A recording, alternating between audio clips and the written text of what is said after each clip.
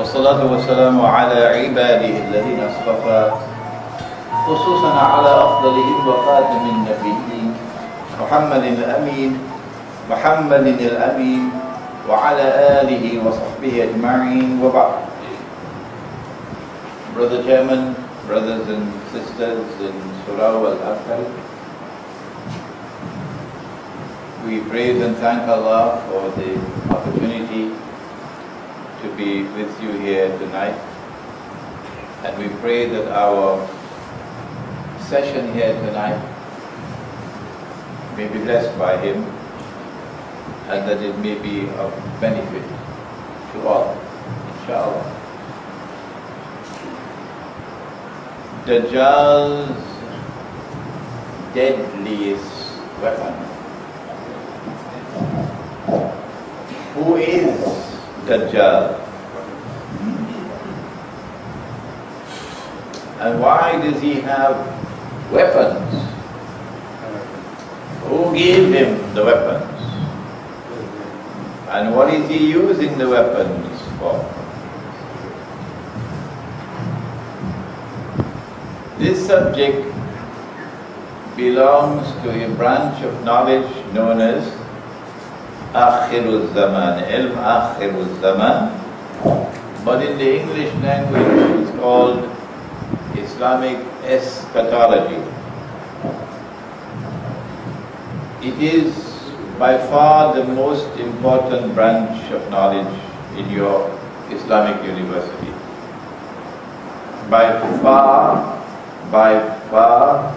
the most important branch of knowledge now to be taught in any institution of Islamic learning is Islamic eschatology, the Islamic view of Akhirul Zaman, of the last age. We have a wealth of information in the Quran and in the ahadith of Prophet Muhammad sallallahu alaihi wasallam. What is required is that we must be able to interpret that information and to apply it in the world in which we live today.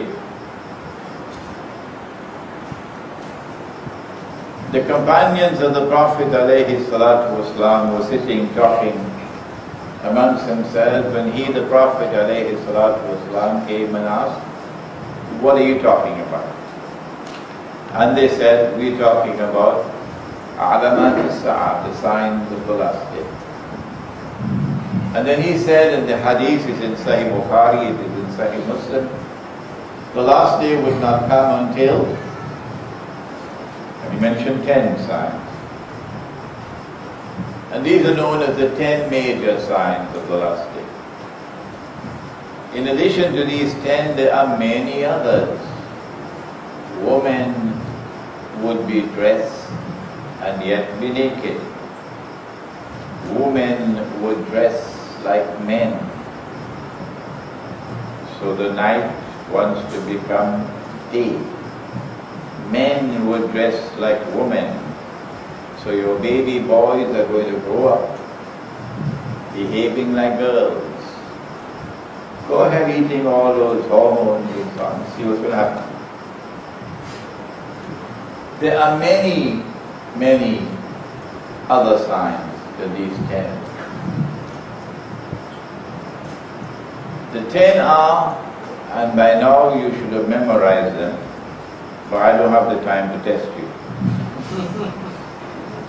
Number 1, and these signs have not been given in the order in which they will occur. So we're giving them to you randomly. Number 1, Dajjal, Al-Masih al-Dajjal. Number 2, Gog and Magog, Ya'juj and Ma'juj. And incidentally, there's scarcely any proper literature on the subject written in the modern age.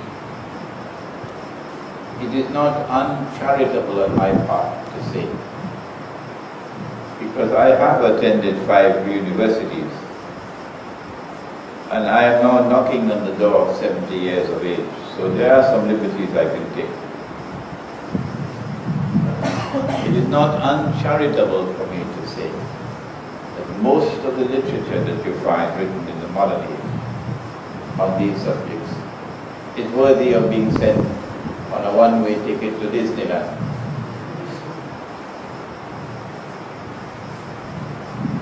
You know where Disneyland?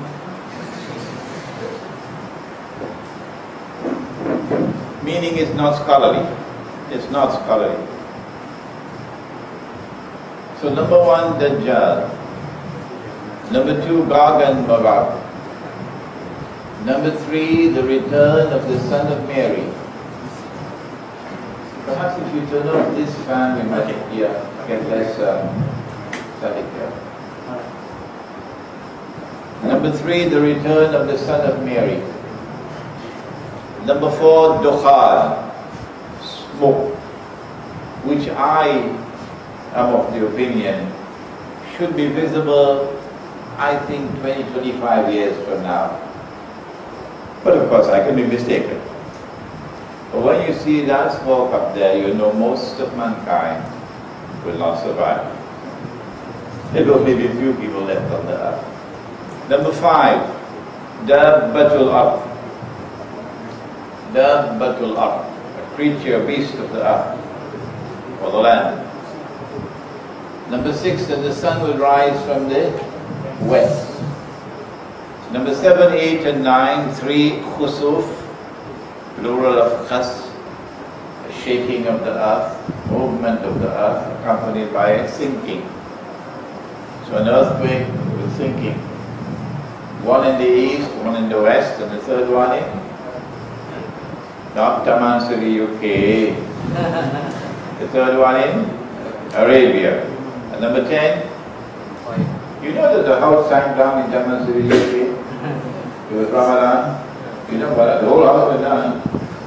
And number 10, that the fire will come out of Yemen and drive people to their place of assembly. These are the 10 major signs of the last day. Among these, one of the most important is Dajjal. Dajjal is a creation of Allah subhanahu wa ta'ala,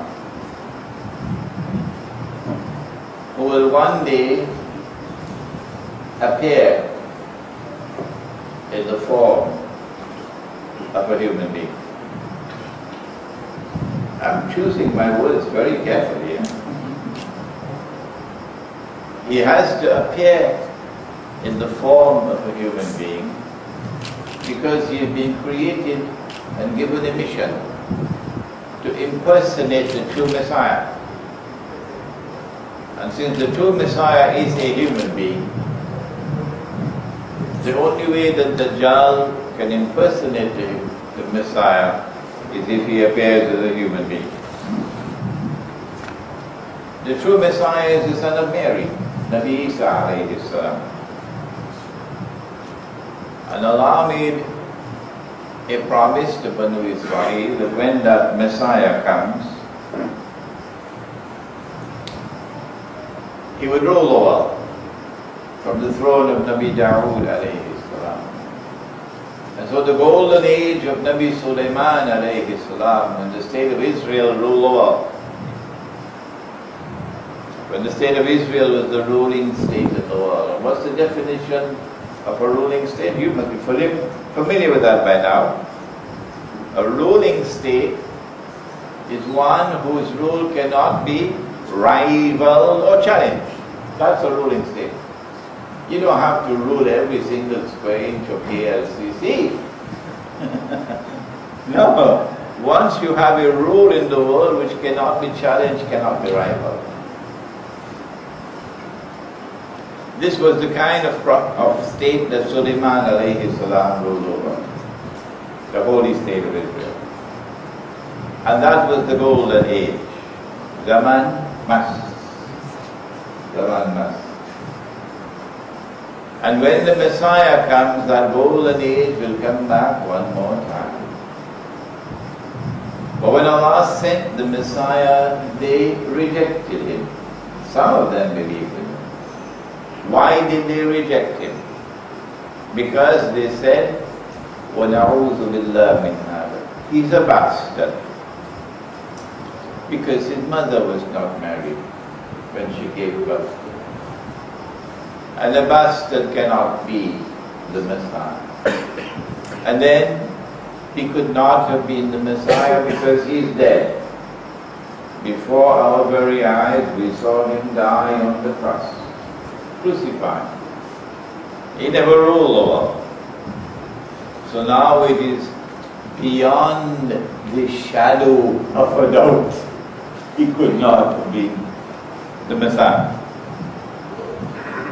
What they did not know, and what no one knew, not even the government of Malaysia, no one knew, was that no, he did not die. No, he was not crucified. But Allah made it appear like that. What happened? I hope we can discuss that in a lecture to be scheduled on an Islamic view of the return of Jesus alayhi salam. I hope we can do that, inshallah. So we can take up that subject in detail. But Allah raised him. So he never experienced something called maut.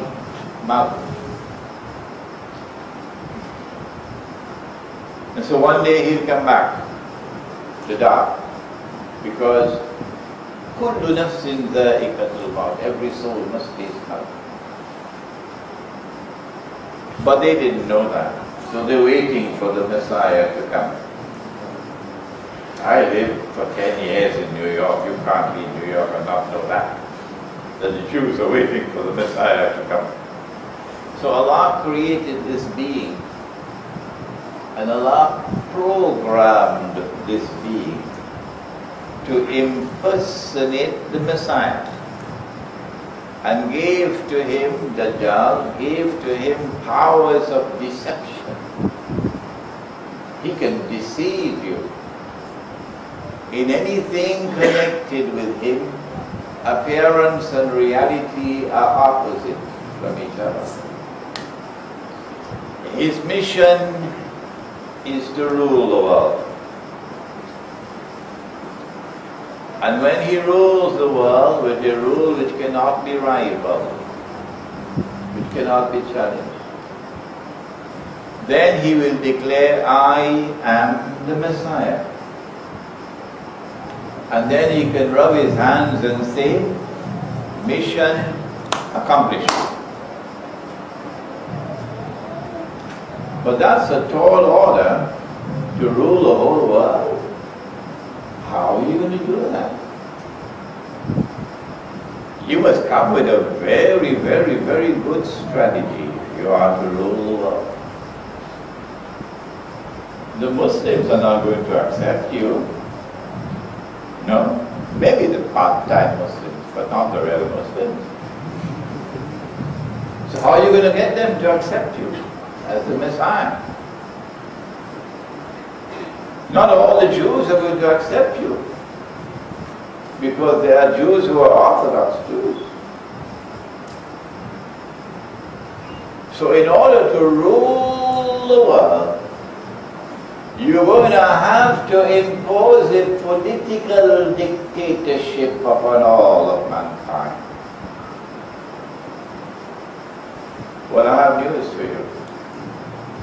That political dictatorship is almost here. You have to have a world government ruling over the whole world. So forget about state sovereignty. When Dajjal says stand up, the government has to stand. And Dajjal says sit down, the government has to sit. You don't have freedom anymore. In 1991, the Security Council of the United Nations had to vote on a resolution permitting the use of force against Iraq, 91. Cuba was a member of the Security Council. Yemen was a member. China, of course, was a permanent member. Malaysia was a member. And when the resolution came for a vote, Malaysia voted in favor. Although every single Muslim in Malaysia opposed it. Every single one opposed it. Nobody supported it. But the government of Malaysia voted in favor.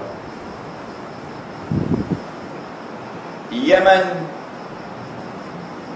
voted against or abstained. Cuba voted against. China voted against. But the Muslim state voted in favor. Your Prime Minister at that time was Dr. Mahathir.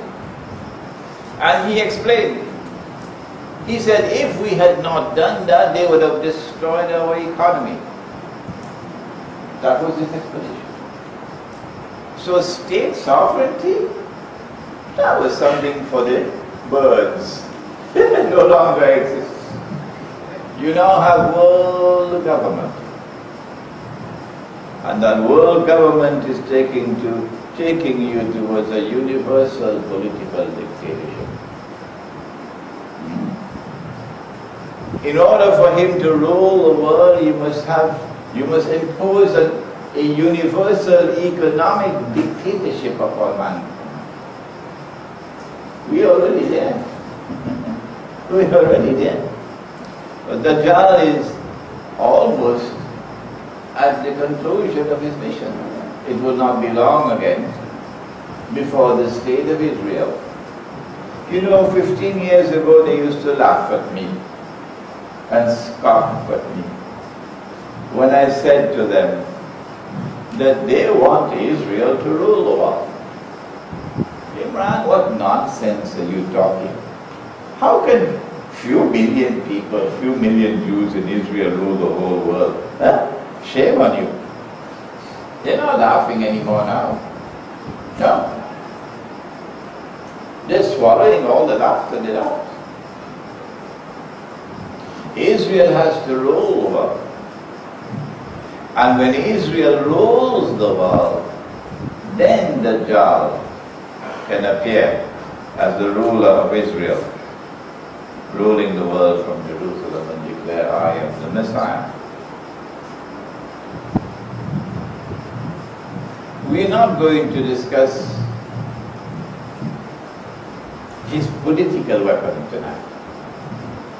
That is the Sheikh, which is at the very heart of the political state, the new secular state system of the world. Except to say that there is a hadith in the Musnad of Imam Ahmad, in which the Prophet ﷺ warned about his shirk, with which he had attacked this ummah. The Prophet said that the shirk of this ummah would be more difficult to recognize than a black ant on a black stone, fi zulumatil layl, in the darkness of the night. And so if most of mankind, particularly those who are professors of political science in the universities, if most of mankind cannot recognize the shirk in the political system, don't blame them. But that's no excuse for them. The one sin that Allah will not forgive is shirk. And He says so in the Quran. But you know the traffic jams in KL, people don't have time for the Quran. Too much traffic jam. Where are you going to get the time to study the Quran? So we live and we die without knowing what Allah says in the Quran about shirk. But this is not our topic tonight, about the shirk of the political system. Our topic tonight is about his deadliest weapon. The Prophet said that the last people to come out of Dajjal will be women. That's a formidable weapon. Oh yes. If he can corrupt the woman, that's it. All fall down. But that's not our topic tonight, the feminist revolution. That's not his deadliest weapon. His deadliest weapon is that with which he enslaves you. And when you enslave, you no longer have your independence, you no longer have your freedom, you no longer have your power to resist him. How does he enslave you? It is with riba. Do not attempt to study the subject of riba as a mere economic problem.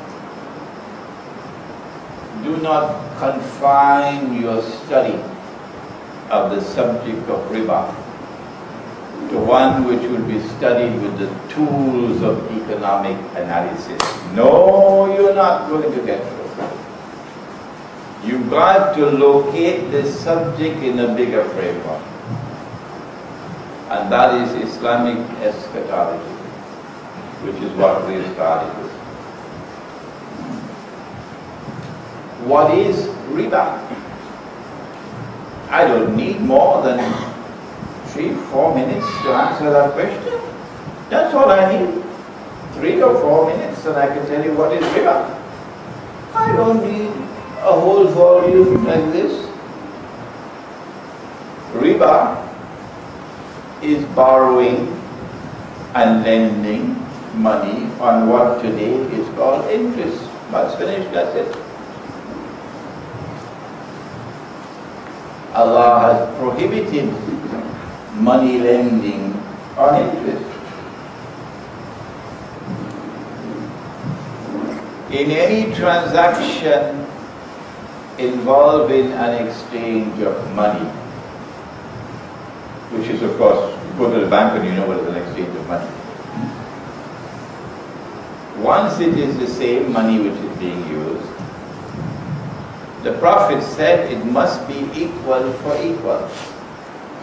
You cannot have an unequal exchange of money. That the bank gives me or lends me 1,000 ringgits, and I am obliged to return to the bank 2,000 ringgits, which is a loan and interest, you understand. The Prophet ﷺ has prohibited money lending on interest. He has cursed all four. And if you die with the curse of the Prophet upon you, I can tell you what can happen to you in the grave. If you have not had dinner as yet, I suggest skip dinner tonight because the dinner won't digest. He cursed the one who gives the riba.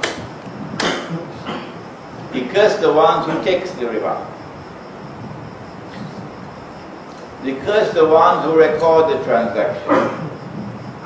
And he cursed the 2 witnesses, and he says they are all equally guilty. And if you die with that sin of riba, what can be the punishment in the grave? No, let me spoil your dinner for you. In Surah Al-Zumar, Allah says, Allah يتوفى الأنفس حين موتها والتي لم تمت في منامها فيمسك التي قضى عليها الموت ويرسل الأخرى إلى أجل مسمى. Allah takes the souls when it is the time of maut. Maut, which is death. Maut is death.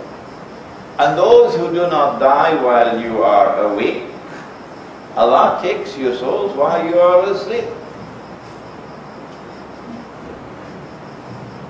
He then keeps those souls for whom maut is written. And the rest he sends them back for a prescribed period of time. But during the time that the soul is out of the body, you are not dead. No! No matter how long he keeps the soul out of the body, that body will not decompose. No.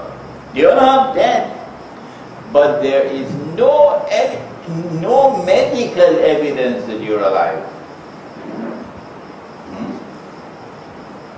So, the fellow who was the money lender put his money in fixed deposit and looking to see where he could get the best returns and so on, and he dies.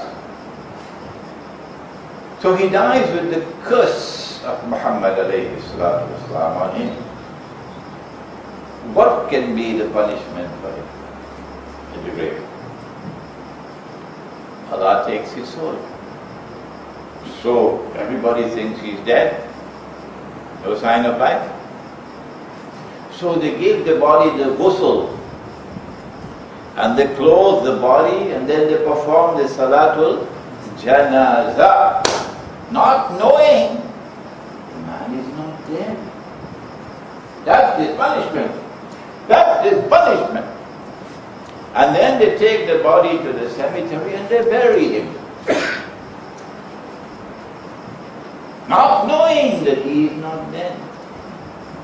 There is no way at all that you can tell that that man is not dead now. This is the power of Allah. And after the last person has gone some distance from the grave, then the soul is returned to the body.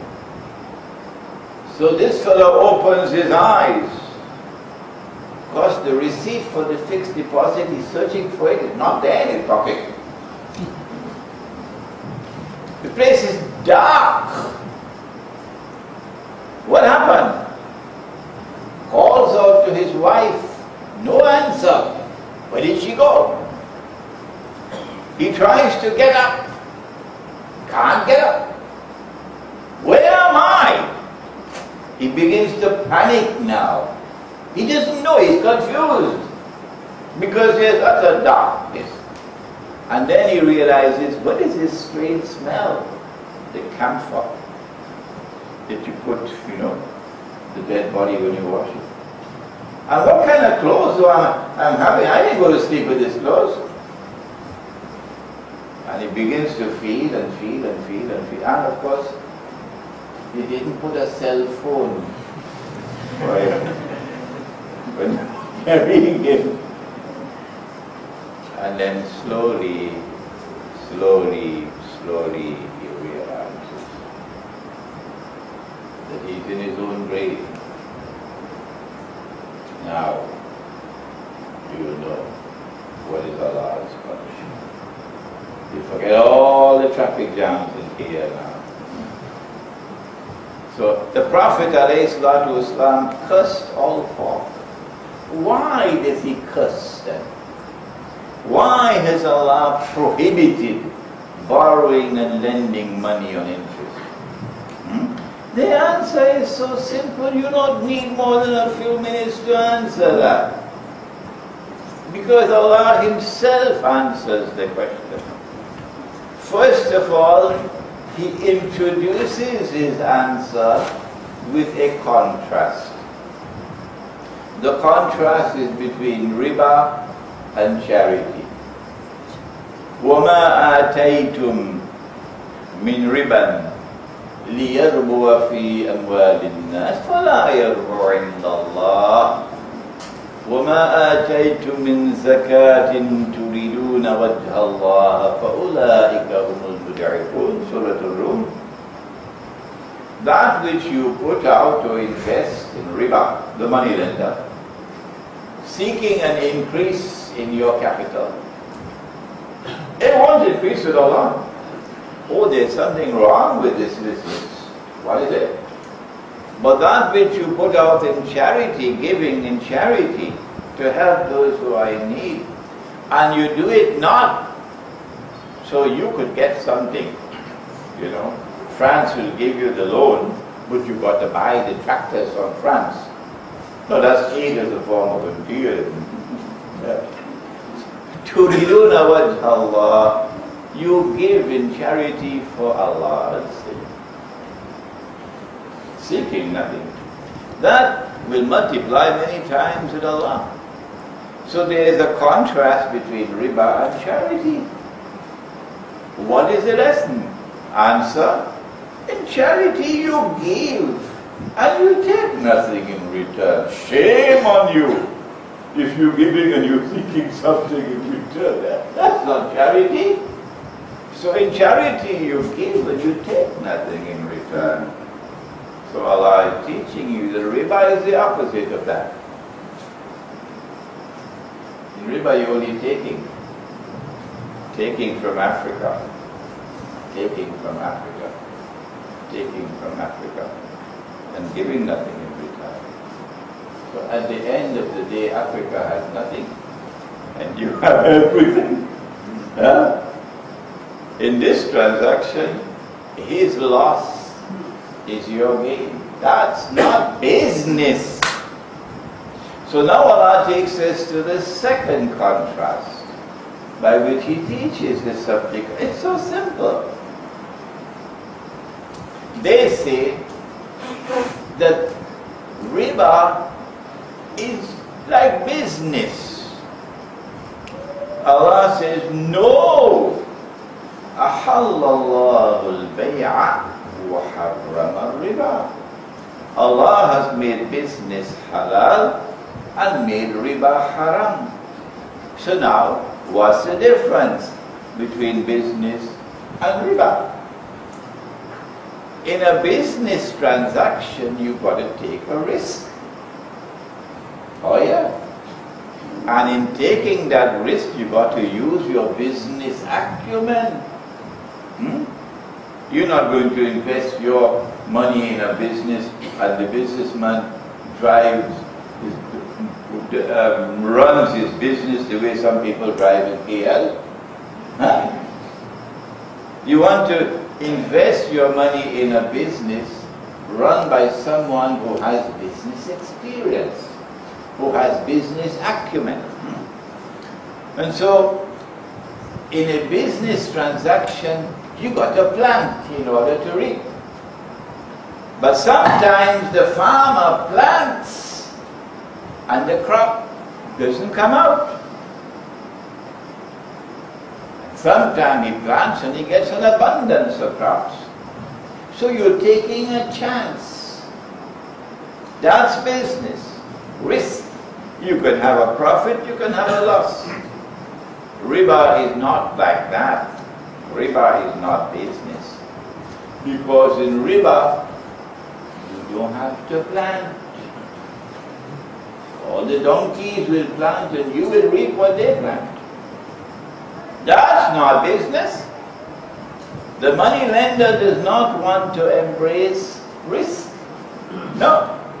He must get his pound of flesh, regardless of you. Whether you suffer loss or make a profit is irrelevant to him. He has to get his pound of flesh. So he is engaged in risk-free investment. He is, to use medical terminology, he is immunized from loss. Allah says that's not business. When you do business, then Allah can take from some and give to others. And so wealth will circulate through the economy. One day for you, one day for me. When governments attempt to distribute wealth and to redistribute wealth, they make a mess of it. They corrupt the market, but they're too foolish to even understand that. And they corrupt the very people they're trying to help, but they're too foolish to even understand that.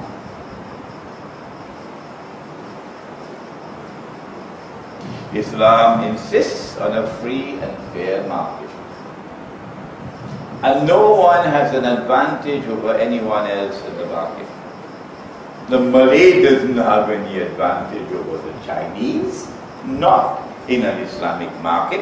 And the Chinese do not have an advantage over the Indian. No. The market treats everybody the same. Whether you believe in Allah or you worship a stone. A free and a fair market. In a free and a fair market, Allah can take from some and give to others. And so there will be constant distribution and redistribution of wealth. But when an economy is based on riba, because it is not business, the rich will now remain, can you finish the sentence? Permanently rich. Forever and ever. And keep on growing richer. And the poor will be imprisoned in permanent poverty. Forever and ever. And keep on growing poorer. So you reach where Indonesia is. You of course are in the comfort zone. But you reach where Indonesia is and Bangladesh is. And that is oppression. I don't need to continue the lecture now. Lecture is finished. When the rich are permanently rich and the poor are permanently poor, that is oppression. Dajjal uses this in order to reduce mankind to poverty. Which ones of mankind? The ones who resist him. And those who support him, they're like that little island south of Malaysia, little Israel, what's it called? Yeah. That supports Dajjal. Oh, you'll ride on the gravy train. You'll ride on the gravy train. Whoever supports Israel will have lots of bread. And whoever supports Dajjal and whoever opposes Dajjal will have no bread. Nabi Muhammad said that 1400 years ago, and it's here today. It's here today. So if you live in an economy in which there's plenty of bread, you better be worried. You better be worried.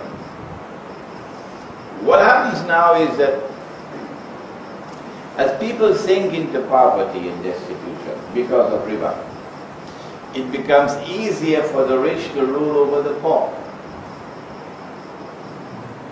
And the rich rule over the poor on behalf of the Dajjal. And the rich nations of the world rule over the poor nations of the world on behalf of the Dajjal. As you sink more and more into poverty and destitution, you lose your freedom. You lose your independence. You lose your power. It's like the bite of a snake, and the poison enters, and slowly the poison paralyzes you. This is riba. How do we get out of it? Prophet Muhammad ﷺ said the time will come when you will not be able to find a single person in all of mankind who will not be consuming riba.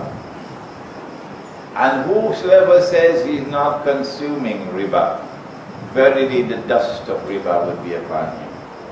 Verily the vapor of riba will be upon him. It is here today. I have only touched on one form of riba so far, borrowing and lending on interest. And if we had the time, how much more time for Adhan? 10 minutes? 7 minutes. 7 minutes. Well, let's use these 7 minutes to show you how do you deal with riba. And then after the Isha Salat, Isha Azan, we can then take the second part. The Quran gives us a methodology in 3 parts for dealing with riba, extricating yourself from riba.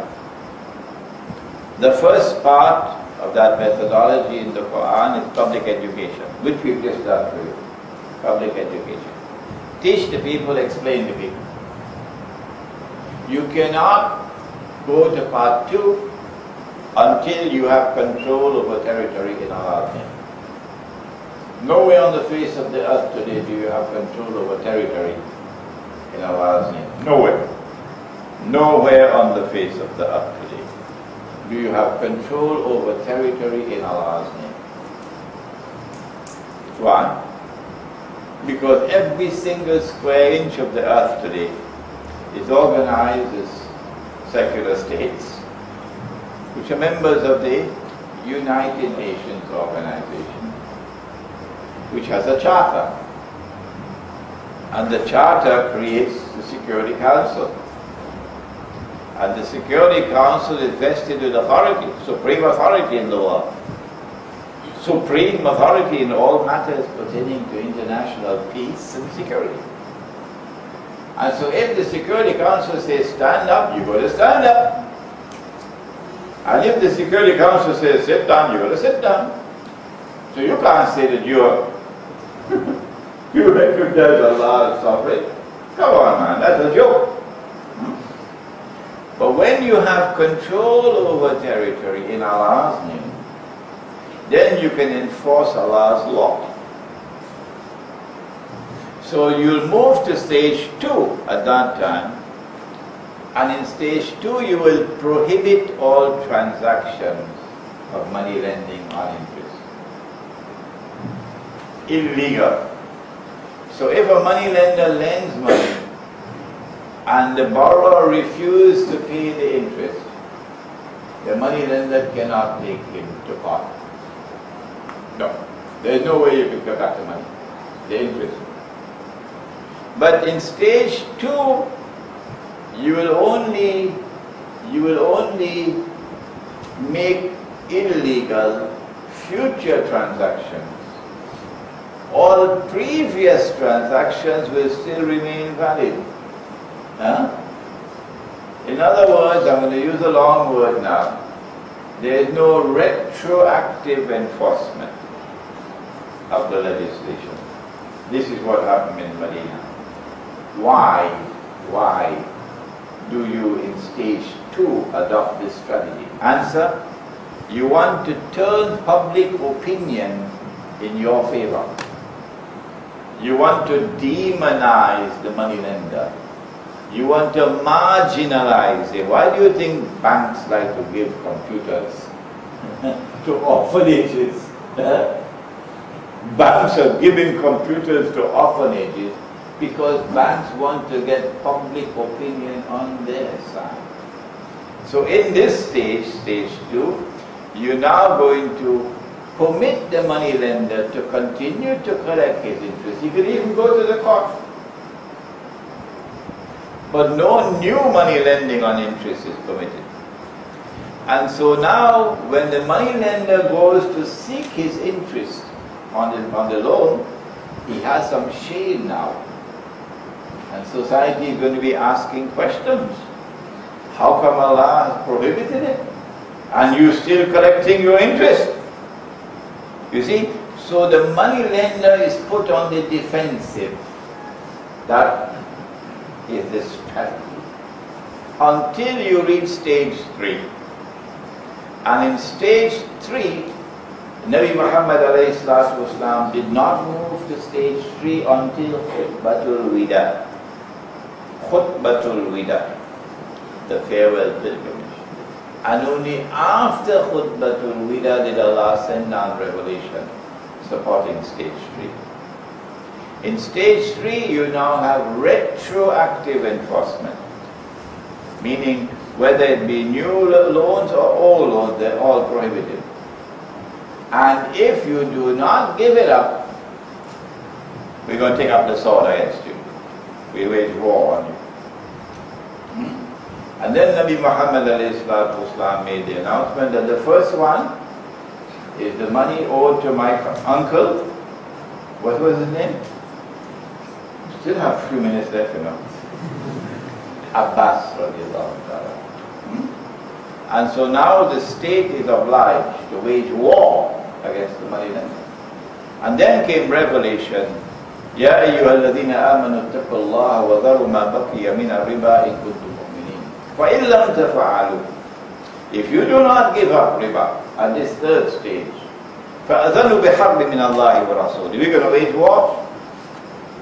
The armed forces are going to take action against you in order to get eradication of riba.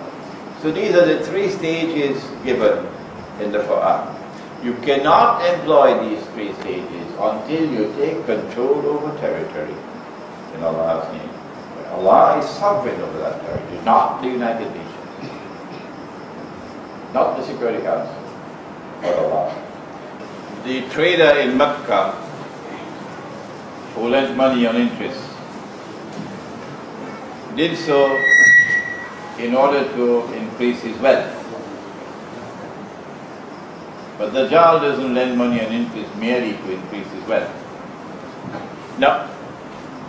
He has another, even more sinister objective. I come from the Caribbean island of Trinidad, otherwise known as Brian Lara country, for those who play cricket. And next door to me is Venezuela, you know Hugo Chavez. Next door to me is Colombia. Next door to me is Brazil, and Argentina, South America, and Central America, Nicaragua, Costa Rica. And in Central and South America there were large numbers of Indian tribes, American Indian tribes. They never knew they were Indians. They knew they were Cherokee and they were just named of tribe Arawak and Carib and so on. But suddenly they learned that they were Indians. And then came Europe, which came to colonize them brutally, with a brutality unprecedented in human history. There was no slavery in history to match the slavery of modern Europe. But sometimes it became unpalatable to enslave a people to normal slavery. So the European had to find a way to enslave them and yet not call them slaves. So what the European plantation owners did was to lend money to the American Indians, but lend them knowing that they cannot repay. And when they could not repay, then you force them to work on the plantations to repay. And when they die, then their children have to continue to work in the plantations.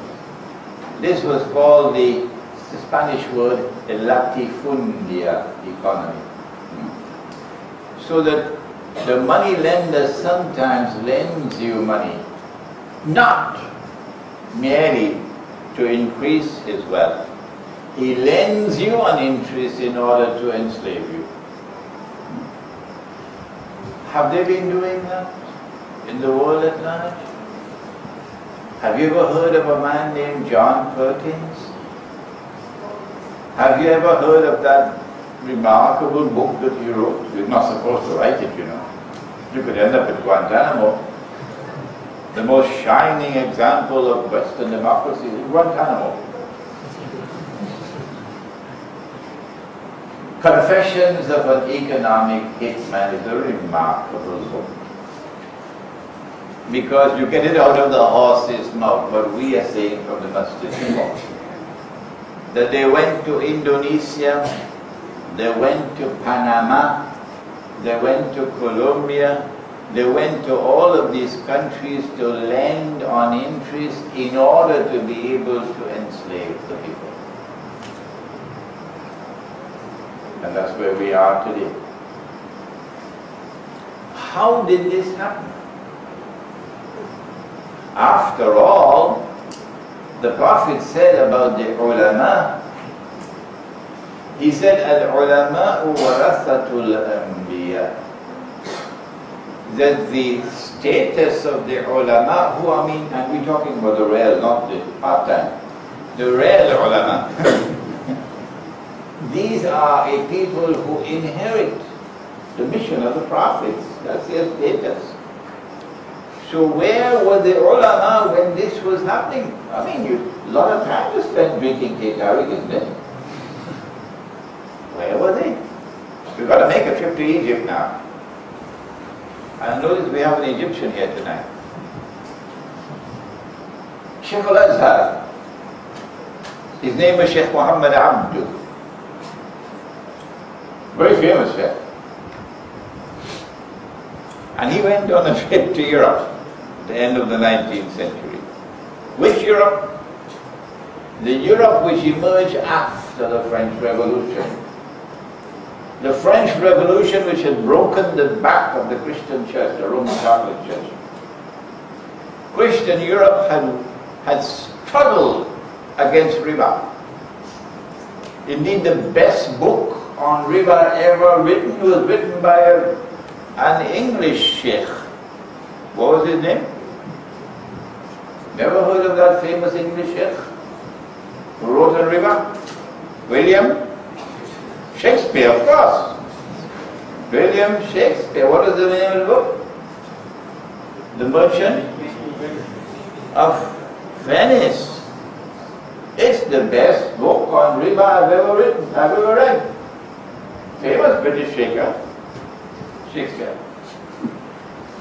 Or you can read a more scholarly work. Shakespeare is nicer to read, but you could read William R.W. Tawney, T-A-W-N-Y, and the name of the book is Religion and the Rise of Capitalism. I know when you get some time from the traffic of KL to read, yeah, it's a nice book to read. Religion and the Rise of Capitalism, which tells you the story of how a Europe which was opposed to riba, to usury, was turned upside down to a new Europe which permitted usury or lending on interest. And that which broke the back of the Christian church concerning riba was the French Revolution. And Muhammad Abdu went to Europe after that back of the Christian church had been broken, and the riba-based economy had emerged full-blown in Europe. And secondly, Europe had a political system which was like the Khilafah. Yes, Khilafah recognized Allah's sovereignty, and Europe recognized Allah's sovereignty. Allah is sovereign, and He appointed the church to be His representative, His Khalifa. So the Pope represents Him. It's called the divine right of kings. So Europe had its Khilafat. And this was broken by the French Revolution.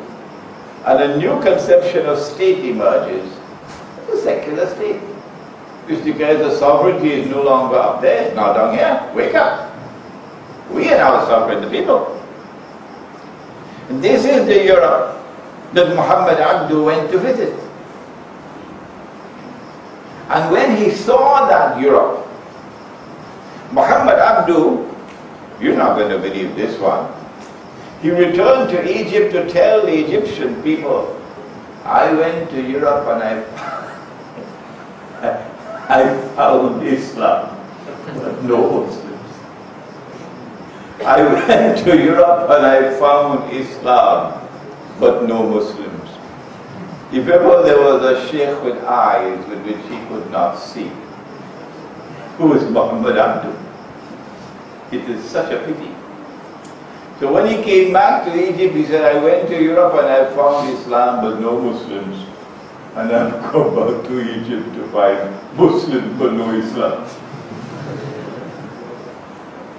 Yes. And the Egyptian people failed to crucify him. He compounded his error. When the British in Egypt created a marvelous institution called the Egyptian Post Office. And you know how efficient the British are. So you're going to now have an efficient system of mail delivery all over Egypt. But the British said that this must be a public company.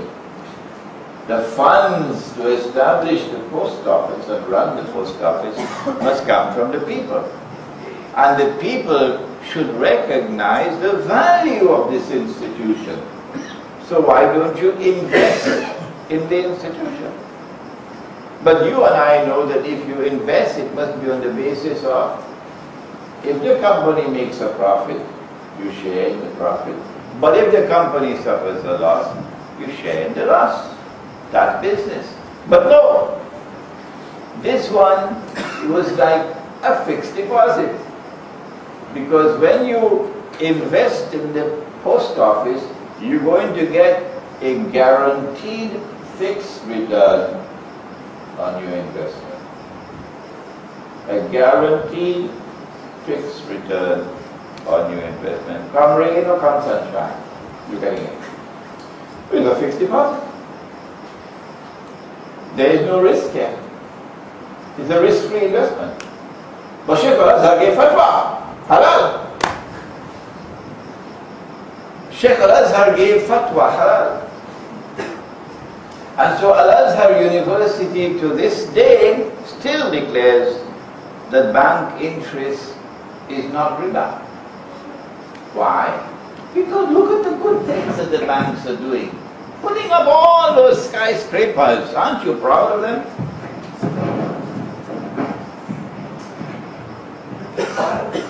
Every shopping mall you have out there, it's the banks. Insurance companies, they do. You should be proud of that. And so to this day, we have this abominable situation that we have fatwa from such eminent institutions that bank interest is not riba. The question that we ask is, where were the ulama? I mean, that's a long time to be drinking tea tarik. Where were the ulama? I'm answering that question. Thankfully that you have other ulama who say, no, that's wrong. Muhammad Abdu, no Muhammad Abdu, bank interest is riba. And then you have the other one now, where Nabi Muhammad alayhi salatu wasalam would sometimes go to the shop and buy goods and would not have the money to pay. So the shopkeeper will give him some time to pay. There's an elegant term to describe this transaction. It's called a credit transaction. I thought credit is what you got when you take the exam, huh? But no, it's called credit. Yeah, hijacking terminology here. Credit. Meaning you have time to pay. Okay? So a credit transaction is halal, permissible in Islam. But did the shopkeeper raise his price because he had to wait for his money? Yeah? There is no evidence of that. And it's a little bit late to manufacture evidence now. Wouldn't work. No. If he had done that, if he had raised his price because he had to wait, W-A-I-T, wait for his money, then money could increase over time. Meaning, you don't have to plant. No, you just gotta wait and the money will increase by itself. Aristotle, 3,000 years ago, blasted that. Aristotle was not a Muslim. He says, but money is not like a woman. A woman by herself could multiply. She is 1 today, she could be 2 tomorrow because she gave birth to a baby. Money is not like that, says Aristotle. Money cannot increase by itself. And Aristotle was so correct. And so in Islam, cash price and credit price must be the same. I don't need to continue the lecture. Finish. Enough. Finish. Enough. Cash price and credit price must be the same. If you are so foolhardy as to come at me with boxing gloves and say, yes, yes, yes, money must have value. If I have to wait for my money, I'm supposed to be compensated for it. And so credit price can be higher than cash price. And give me fatwa from this one, and fatwa from that one, and fatwa from that one, and fatwa from that one. I will show patience for as long as I can show patience. But when patience runs out, I will say to him, come, come. Leave all your muftis behind, you come. And let both of us pray to Allah to punish with the worst possible punishment. And with a punishment which will last until the end of time. Whosoever is wrong on this issue. You don't need to bring any fatwa with you. If you are brave enough, and if you are convinced that you are right, that credit price can be higher than cash price, then come, man, and let us do it. I hope I never have to do that with anyone. I hope I never have to do that with anyone. No. If they want to have their opinion, let them have their opinion. One day they'll be in the grave. And when they wake up and the place is so dark, you know what happened after that. No need for boxing gloves. No. If Imran Hosein is wrong, well, let him go his way. And you believe you are right, well, you go your way. Even if 999 want to follow that opinion, let them follow it. We are only one on this side. No need for any boxing gloves. No need for any debates on this subject. Just allow us the freedom to choose our own choice on the matter.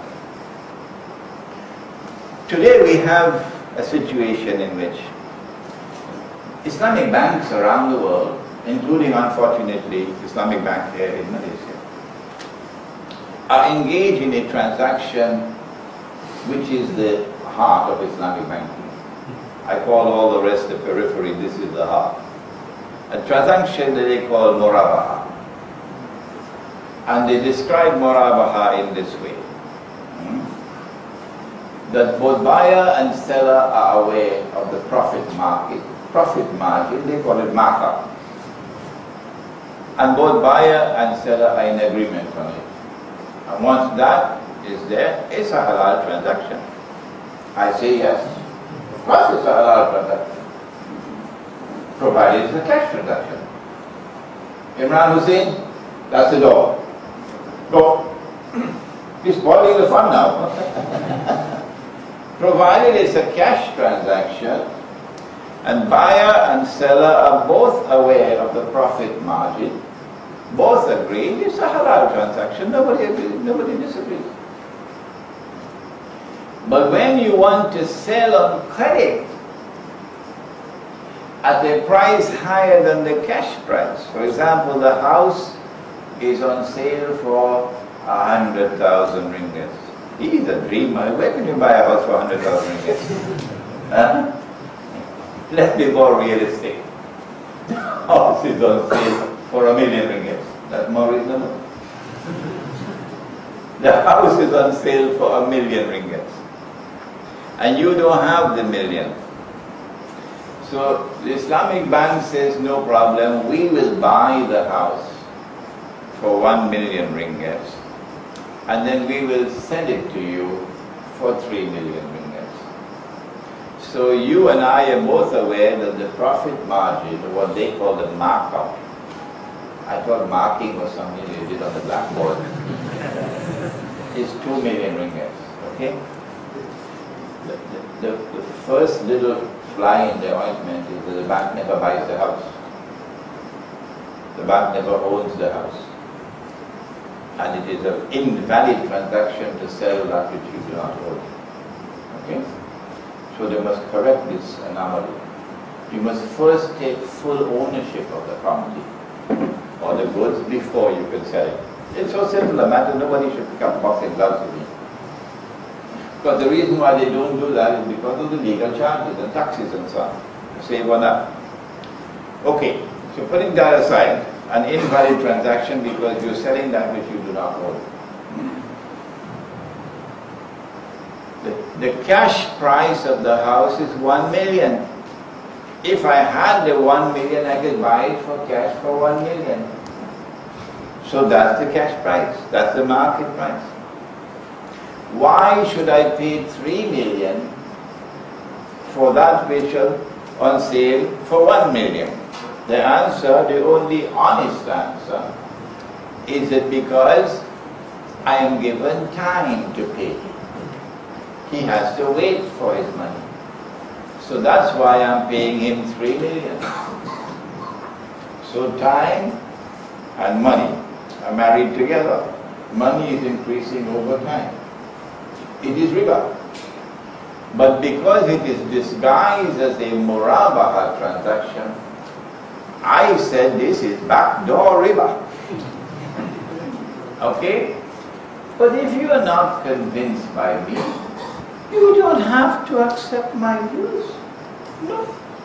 Just wait until the angel comes to take your soul. If you are not convinced, you don't have to accept my views. Because of these that I've just described, Al-Azhar University and that bogus fatwa, the bank interest is not riba.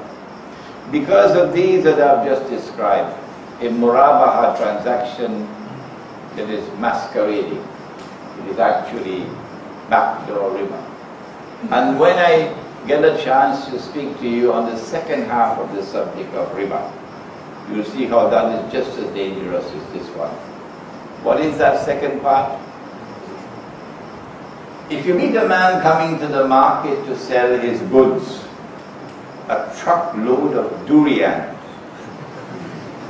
and you buy his durians from him before he could enter in the market.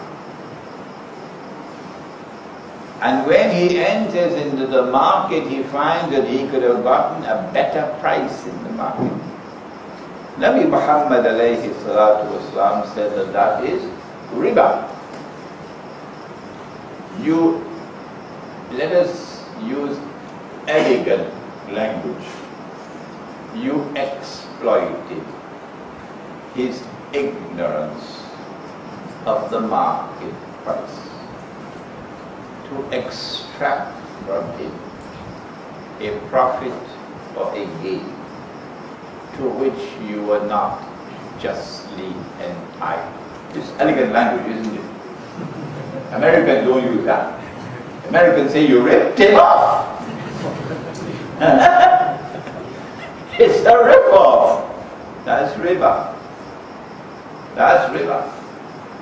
The biggest rip-off of all that has occurred since Adam alayhi salam set foot on earth, that's quite some time ago, is this one. Oh, I don't have it with me. Have you ever seen it?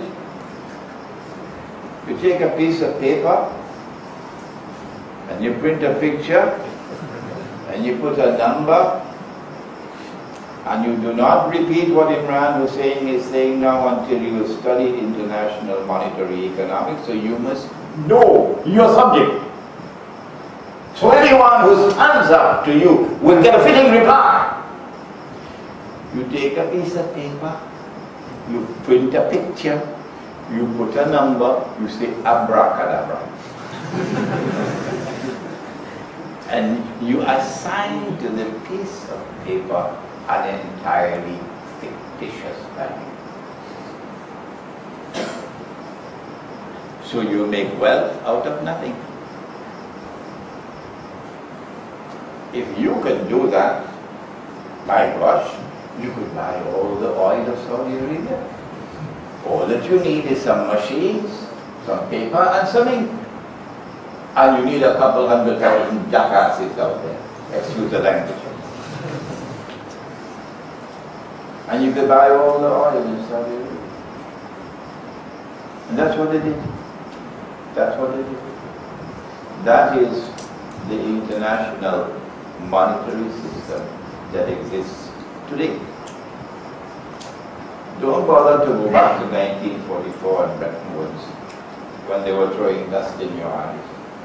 And you didn't see it because you always drinking tea tariq. And there's too much traffic. Just study the Quran.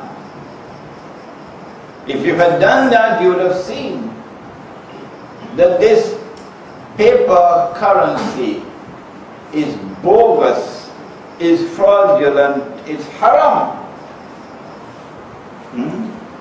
When I said this 15 years ago, they were laughing at me. And when I said that the US dollar has to collapse, it's bound to collapse. And when it collapses, it will bring down all the paper money with it. They thought that I belonged to Disneyland. That's right, that's the kind of response I got 15 years ago. I heard your former Prime Minister say, money has no intrinsic value. That's what Dr. Mahathir said. Those days, of course, he had eyes and he couldn't see. But I gather that later on he began to see. And then he called for the gold dinar. But for 15 years now we've been saying that this is bogus, this is fraudulent, this is haram. The only thing we did not do is to cry, that the tears should come out of our eyes. No, we couldn't wake them up. No, we couldn't wake them up. So how are we going to get out of the situation in which we are?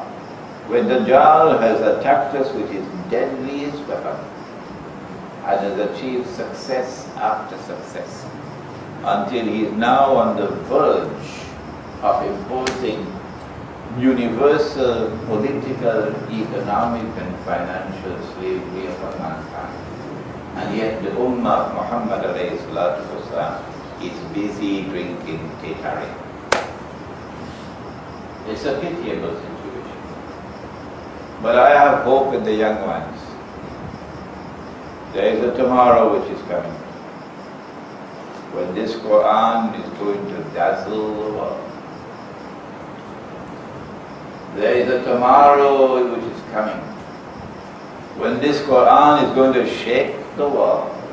Allah says, سَنُرِيهِمْ آيَاتِنَا فِي الْآفَاقِ وَفِي أَنفُسِهِمْ حَتَّى يَتَبَيَّنَ لَهُمْ أَنَّهُ الْحَقُّ. As the ayat of Allah unfold, the ayat of Allah will demonstrate conclusively the truth of Islam. Where are those scholars? Where are those gifted, blessed scholars who are to come tomorrow? Maybe one of them is sitting in this gallery. They're going to be chosen. We will be in our graves. But they are going to take the banner of Islam. They're going to take the Quran and take he who taught the Quran and dazzle the world by using the Quran as we have done tonight in a humble way, and using the ahadith of the Prophet ﷺ to explain the reality of the world in which we now live. I pray that Allah subhanahu wa ta'ala may bless one from amongst you, inshallah. رَبَّنَا تَقَبَّلْ مِنَّا إِنَّكَ أَنْتَ السَّمِيعُ الْعَلِيمُ وَتُبْ عَلَيْنَا يَا مَوْلَانَا إِنَّكَ أَنْتَ التَّوَّابُ الرَّحِيمُ برحمتك يا أرحم الراحمين.